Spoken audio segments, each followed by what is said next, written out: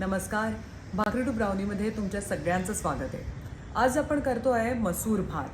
हा व्हेजिटेरियन लोकांना तर आवडणारच आहे, पण नॉन व्हेजिटेरियन लोकांना ज्या दिवशी नॉनव्हेज खाता येत नाही आणि समोर व्हेजिटेरियन जेवण आल्यानंतर ज्यांचं तोंड वाकडं होतं त्यांच्यासाठी हा अतिशय उत्तम पर्याय आहे.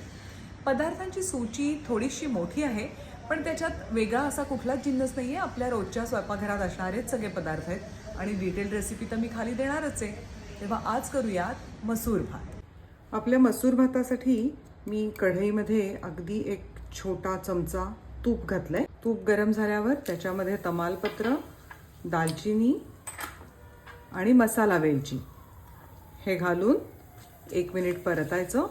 त्याच्यानंतर हा धुवून निथळलेला तांदूळ आहे तो आपण ह्याच्यावर परतून घेऊया. असे छान तांदूळ परतून झालेले तांदूळ मी वेगळ्या बोलमध्ये काढले आहेत. आता आपण याच कढईमध्ये एक छोटा चमचा तेल घालून घेऊयात. तेल गरम झाल्यावर कांदा चिरलाय पाकळीमध्ये तो परतून घेऊयात. तो चांगला लाल करून घ्यायचा आहे. कांदा थोडा लाल झाल्यावर त्यात सुकं खोबरं किसलेलं आहे ते घालूयात. हे दोन्ही छान लाल झालंय. त्याच्यामध्ये आलं लसूण घालू, 2 मिनटं परतू आणि गॅस बंद करू आणि हे मिक्सरला वाटून घेऊ. पाणी न घालता हे असं वाटून घेतलंय. आता मी इथे प्रेशर पॅन गरम करायला ठेवलंय. त्याच्यात 1 चमचाभर तेल घालू आणि त्याच्यामध्ये कांदा परतून घेऊ. हा एक उभा चिरलेला कांदा तेलावर परतून घेऊ. कांदा थोडा मऊ झाल्यावर त्याच्यात अगदी 1 पाव छोटा चमचा मी मिरपूड घातली आहे आणि अर्धा चमचा म्हणजे अर्धा टीस्पून लाल तिखट घालणार आहे. आता याच्यामध्ये आपण वाटण आहे ते घालूयात आणि थोडंसं परतून घेऊयात.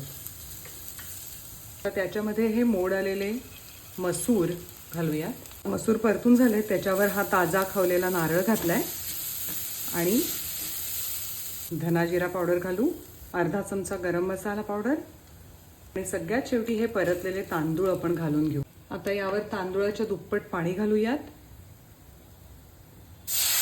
चवीप्रमाणे मीठ घालूयात आणि नेहमीप्रमाणे पाण्याला उकळी आली की आपण त्या पाण्याची चव बघणार आहोत. उकळी आली आहे याची चव बघूयात आणि तिखट मीठ थोडंसं पुढे आहे ना हे बघायचं आहे आपल्याला.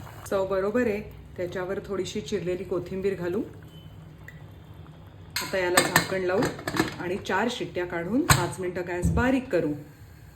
मसूर भात आणि रायता तयार आहे. भेटूयात भाकरी टू ब्राउनीच्या पुढच्या एपिसोडमध्ये.